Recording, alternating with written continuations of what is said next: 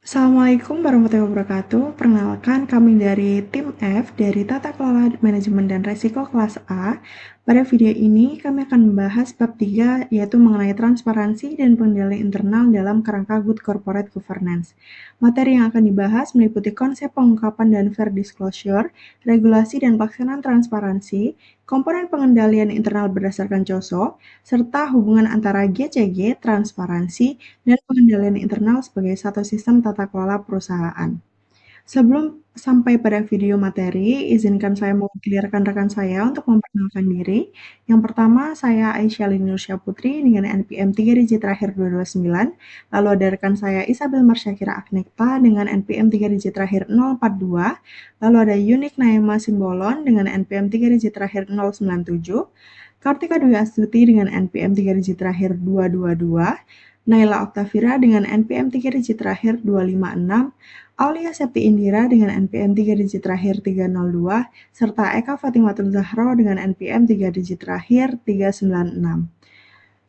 Harapan kami setelah menonton video ini, teman-teman dapat memahami pentingnya transparansi dan pengendalian internal dalam menciptakan perusahaan yang akuntabel, kredibel, dan berkelanjutan. Selamat menyimak. Nah, yang pertama di sini ada konsep pengungkapan dan standar pelaporan.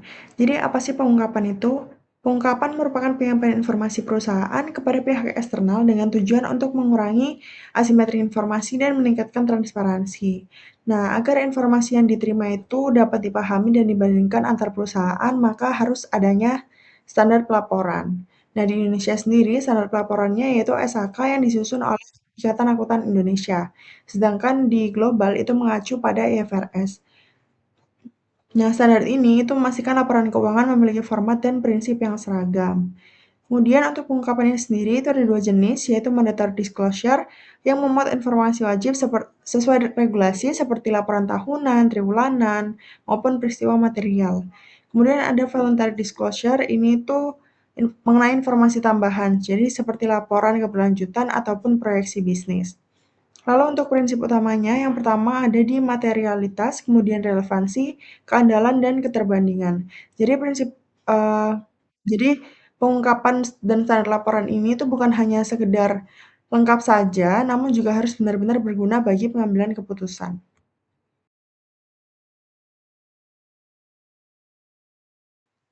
Nah, kemudian ada tujuan pengungkapan dalam laporan keuangan. Secara umum, pengungkapan ini itu bertujuan untuk menyediakan informasi yang berguna bagi pengambilan keputusan ekonomi. Dengan tujuan utama, yang pertama yaitu untuk memberikan gambaran posisi dan kinerja keuangan, seperti aset, liabilitas, ekuitas, pendapatan dan laba, serta arus kas. Yang kedua yaitu untuk membantu prediksi arus kas masa depan. Kemudian yang ketiga, sebagai bentuk akuntabilitas manajemen atau stewardship. Jadi laporan keuangan ini nantinya akan menunjukkan bagaimana manajemen itu mengelola dana yang telah dipercayakan oleh pemegang saham. Kemudian pengungkapan juga berfungsi untuk mengurangi asimetri informasi dan memastikan perusahaan itu sudah mematuhi regulasi. Jadi bisa disimpulkan bahwa pengungkapan ini itu bukan hanya sekedar soal menyajikan angka, namun juga membangun kepercayaan dengan pemegang saham.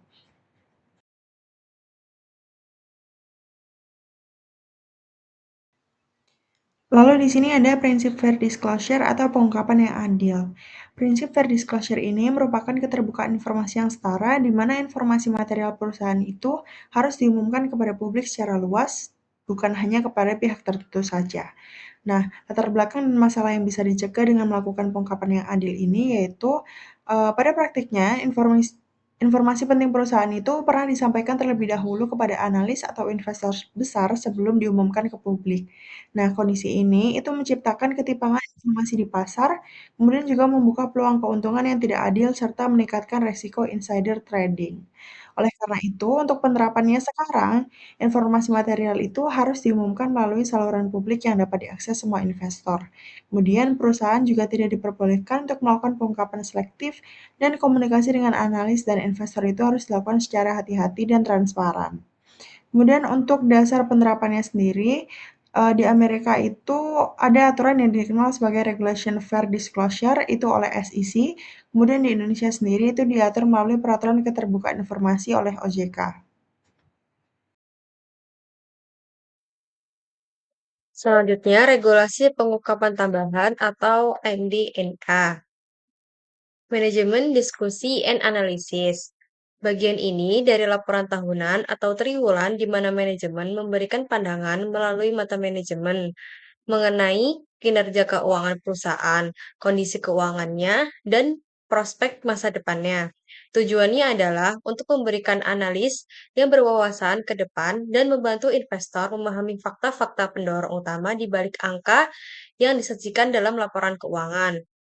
Secara umumnya, manajemen diskusi and analysis mencantumkan diskusi mengenai beberapa area kunci, antara lain adalah hasil operasi, likuiditas dan sumber daya modal, tren resiko dan ketidakpastian yang diketahui, dan yang terakhir, kebijakan akuntansi kritis.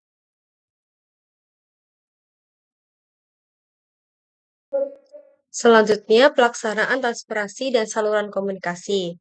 Transparansi korporat adalah komitmen perusahaan untuk menyampaikan informasi yang tidak hanya tersedia, tetapi juga mudah diakses, dipahami, relevan, dan tepat waktu bagi seluruh pemangku kepentingan.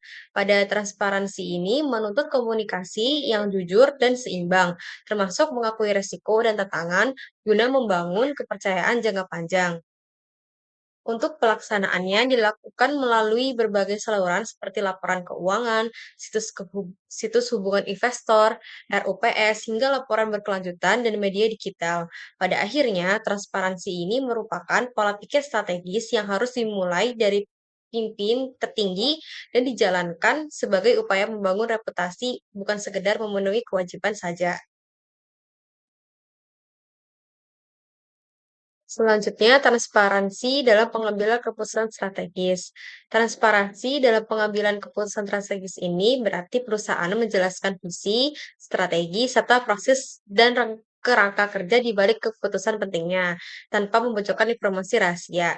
Dengan keterbukaan ini, investor lebih memahami arah jangka panjang perusahaan sehingga kepercayaan meningkat dan hubungan menjadi lebih stabil, serta berorientasi pada penciptaan nilai jangka panjang.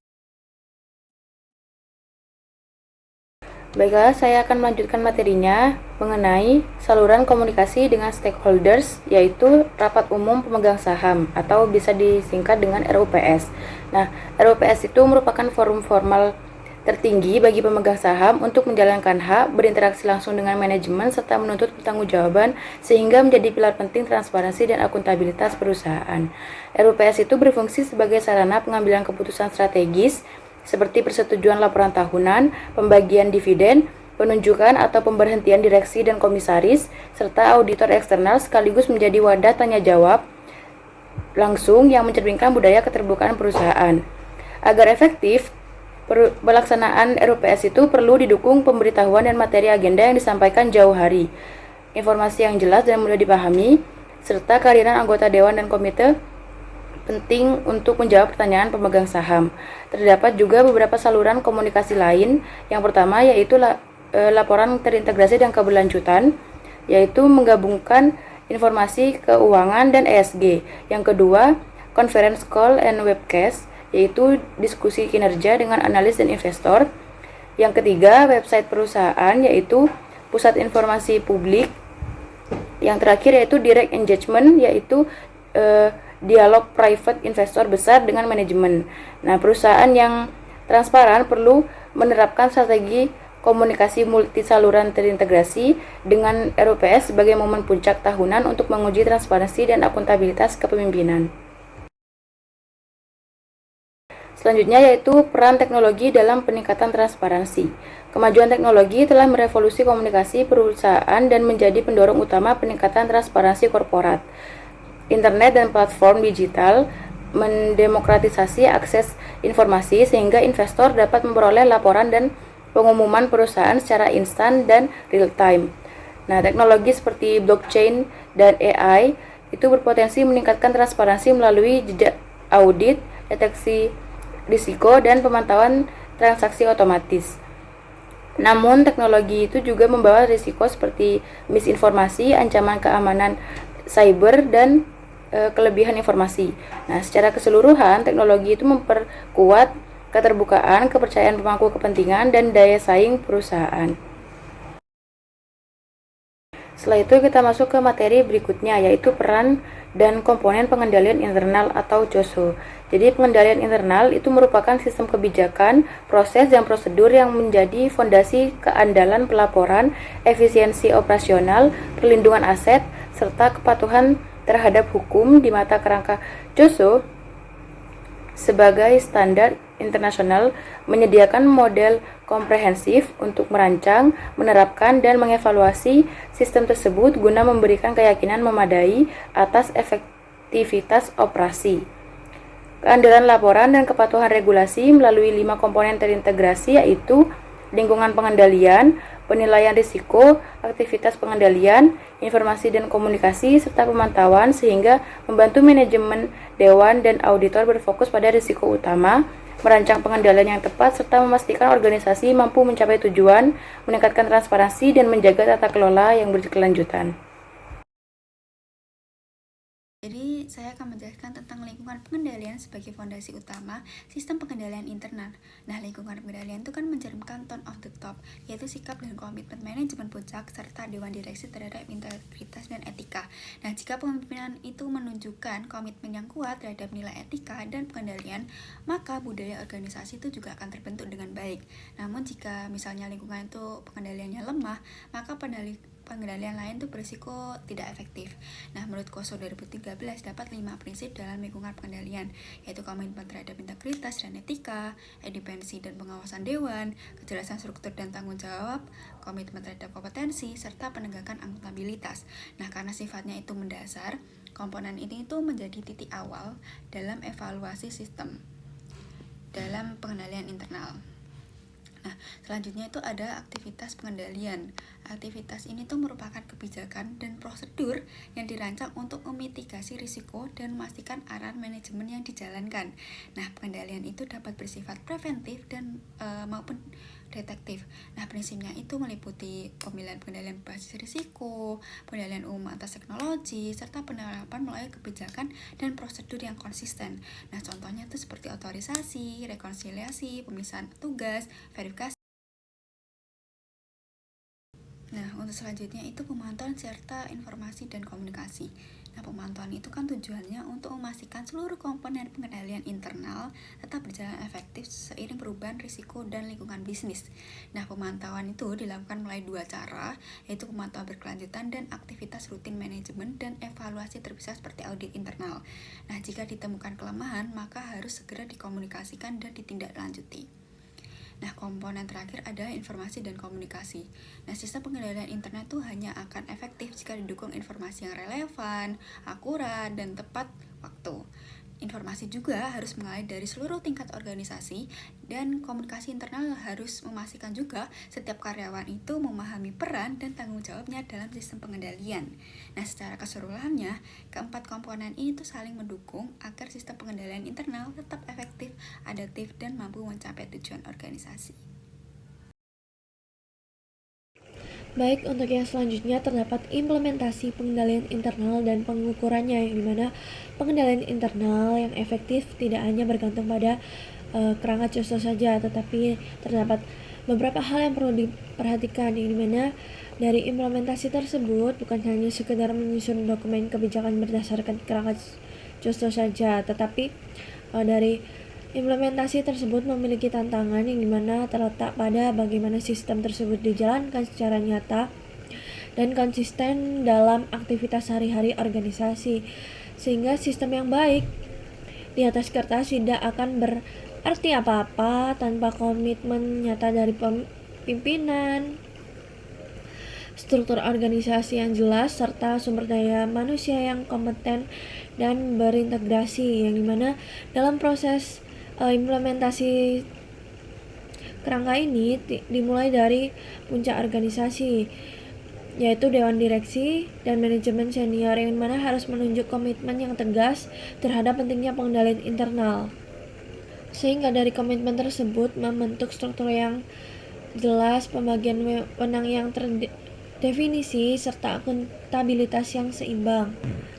Dalam hal ini juga faktor manusia menjadi elemen yang paling krusial dikarenakan kompetensi Teknis, integritas, serta pemahaman karyawan terhadap tujuan pengendalian sangat menentukan keberhasilan sistem, sehingga diperlukan adanya rekrutmen, pelatihan, dan pengembangan tidak dapat dipisahkan dari implementasi pengendalian internal. Setelah sistem tersebut berjalan, efektivitasnya harus diukur secara berkelanjutan, yang dimana pengukuran dilakukan melalui evaluasi desain pengendalian. Contoh seperti apakah pengendalian sudah dirancang dengan tepat, serta pengujian efektivitas operasional, apakah pengendalian benar-benar dijalankan secara konsisten. Nah, dari metode pengukuran dapat berupa kontrol self-assessment oleh manajer maupun audit formal oleh fungsi audit internal, yang kemudian hasil evaluasi tersebut didokumentasikan dan dilaporkan pada manajemen senior serta komite audit. Dari proses ini menciptakan siklus umpan balik yang memungkinkan perbaikan berkelanjutan, sehingga implementasi dan pengukuran pengendalian internal merupakan dua sisi yang tidak terpisahkan. Dengan demikian, tanpa adanya implementasi yang nyata, sistem hanya menjadi dokumen formalitas saja. Sedangkan tanpa pengukuran, sistem akan hilang arah dan relevansinya. Oke, selanjutnya terdapat struktur organisasi dan pendelegasian wewenang, yang dimana struktur organisasi dan pendelegasian ini merupakan dasar utama dalam pengendalian internal. Dengan adanya struktur yang jelas, memastikan setiap individu memahami peran, tanggung jawab, dan jalur pelaporannya. Tanpa adanya kejelasan ini, pengendalian bisa gagal karena tidak ada kepastian siapa yang harus bertanggung jawab, sehingga struktur mendukung prinsip segregation of duties, yang dimana adanya pemisahan tugas, pemisahan fungsi, otorisasi, pencatatan, dan penyimpanan aset. Dengan adanya pemisahan ini dapat mencegah kesalahan dan kecurangan. Selain itu juga pendelegasian wewenang juga diperlukan agar operasional berjalan dengan efisien, namun juga disertai batas wewenang yang jelas. Nah, dari hal ini yang terpenting, meskipun wewenang dapat dilimpahkan, tanggung jawab akhir tetap berada pada atasan, sehingga dengan adanya struktur dan pendelegasian yang tepat, pengendalian internal dapat berjalan efektif dan akuntabilitas tetap terjaga. Selanjutnya terdapat kualitas sumber daya manusia, yang mana kualitas ini merupakan faktor yang menentukan dalam keberhasilan pengendalian internal, yang mana sistem yang baik tidak akan berjalan efektif tanpa adanya karyawan yang kompeten, berintegrasi, dan memahami pentingnya pengendalian. Komitmen terhadap kualitas SDM ini dimulai dari rekrutmen yang selektif, terutama pada posisi yang paling sensitif. Setelah itu dilakukan pelatihan, yang mana menjadi hal yang penting agar karyawan dapat memahami tugas, kebijakan, dan kode etik perusahaan, sehingga mereka harus tahu bukan hanya apa yang harus dilakukan, tapi juga mengapa pengendalian itu sangat penting. Selain itu juga adanya sistem evaluasi kinerja dan kompensasi yang harus mendorong perilaku etis, yang dimana bukan pada pencapaian target saja, tetapi pada penegakan disiplin yang konsisten juga diperlukan agar standar berlaku untuk semua, sehingga pada akhirnya pengendalian internal ini yang paling efektif adalah ketika kesadaran akan pengendalian sudah menjadi bagian dari budaya kerja setiap karyawan. Baik, kita masuk ke bagian yang selanjutnya, yaitu penilaian kualitas sistem pengendalian internal. Penilaian kualitas adalah proses sistematis berkelanjutan untuk memastikan sistem itu dirancang memadai dan beroperasi secara efektif dalam mencapai tujuan organisasinya. Proses ini bukan kegiatan sekali jalan, melainkan ini tuh siklus pemantauan dan perbaikan, yang dimana gunanya untuk memberi keyakinan bagi manajemen dan pemangku kepentingan lainnya bahwa risiko signifikan telah dikelola dengan baik. Nah, di sini ada dua tahap utama atau dua hal utama. Yang pertama itu desain, dan yang kedua itu evaluasi desain, dan yang kedua itu pengujian efektivitas. Nah, untuk yang evaluasi desain, jadi kita evaluasi desainnya, apakah secara logika sistem ini bisa mencegah risiko. Kita lakukan lewat walkthrough atau pengecekan dokumen. Dan yang kedua itu kita uji efektivitas operasionalnya. apakah orang yang tepat benar-benar menjalankan prosedur tersebut secara konsisten. Jadi bukan cuma soal sistemnya ada, tapi ini lebih ke bagaimana si sistem ini memang bekerja. Proses penilaian ini melibatkan banyak pihak, mulai dari manajemen, melalui self-assessment, hingga audit internal dan eksternal. Hasilnya nanti akan diklasifikasikan. Jika ada kelemahan, manajemen itu wajib menyusun tindakan korektif. Inilah yang akan menjaga agar sistem pengendalian kita itu nantinya tetap hidup dan relevan dengan dinamika perusahaan. Selanjutnya, hubungan GCG, transparansi, dan pengendalian internal. Penting untuk kita pahami bahwa GCG ini, transparansi dan pengendalian internal itu bukan suatu konsep yang terpisah-pisah. Ketiganya ini adalah satu kesatuan sistem yang memang saling mengunci. Jadi kalau seperti piramida, GCG ini ada di puncaknya sebagai pemberi arah, pengendalian internal itu ada di dasarnya sebagai fondasi operasional sehari-hari. Dan transparansi adalah hasil yang terlihat di bagian tengah. Hubungan ini sifatnya simbiosis atau saling menguatkan. Jadi kalau pengendalian internalnya kuat, data yang dihasilkannya juga pasti akurat.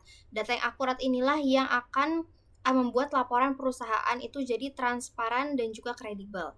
Nah, jadi jika salah satu elemen ini gagal, misalnya ada data yang dimanipulasi, maka transparansi akan rusak dan itu otomatis juga akan mencerminkan kegagalan GCG di tingkat atas. Jadi ketiganya ini harus berjalan selaras. Jadi kalau salah satunya aja ada kegagalan. Selanjutnya, mengenai transparansi sebagai indikator kualitas GCG.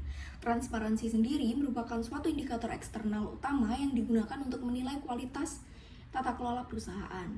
Artinya, pihak luar seperti investor, analis, dan juga regulator akan menilai baik atau tidaknya GCG suatu perusahaan dari seberapa terbuka perusahaan tersebut dalam mengungkapkan informasi. Sederhananya, apabila GCG suatu perusahaan kuat, maka tingkat transparansinya juga tinggi. Namun sebaliknya, transparansi perusahaan yang rendah seringkali menjadi pertanda bahwa perusahaan tersebut red flag atau tanda peringatan adanya potensi masalah tata kelola di dalam perusahaan. Perusahaan dengan struktur GCG yang kuat biasanya memiliki dewan direksi yang selalu terlibat aktif, melakukan pengawasan yang efektif terhadap manajemen, serta berkomitmen terhadap akuntabilitas. Kondisi ini akan mendorong perusahaan untuk menyampaikan informasi secara jujur dan juga terbuka. Kemudian, adapun indikator transparansi sebuah perusahaan dapat dilihat dari kepatuhan terhadap pengungkapan wajib, tingkat perusahaan dalam mengemukakan pengungkapan sukarela, kualitas naratif dalam manajemen discussion and analysis, serta kecepatan dan ketepatan waktu dalam pelaporan informasi material. Jadi, dapat dikatakan bahwa transparansi akan menjadi jendela bagi pihak eksternal untuk dapat melihat kualitas tata kelola dari suatu perusahaan. Selanjutnya, saya akan membahas mengenai pengendalian internal sebagai mekanisme operasional GCG. Jika GCG merupakan cetak biru strategis untuk akuntabilitas dan transparansi adalah jendela untuk eksternal, maka pengendalian internal dapat berarti sebuah sistem operasional yang menjalankan prinsip-prinsip tersebut dalam praktik sehari-hari perusahaan. GCG menetapkan prinsip-prinsip seperti transparansi, akuntabilitas, dan juga responsibilitas. Namun, agar prinsip-prinsip tersebut dapat benar-benar diterapkan, dibutuhkan sebuah sistem pengendalian internal yang efektif.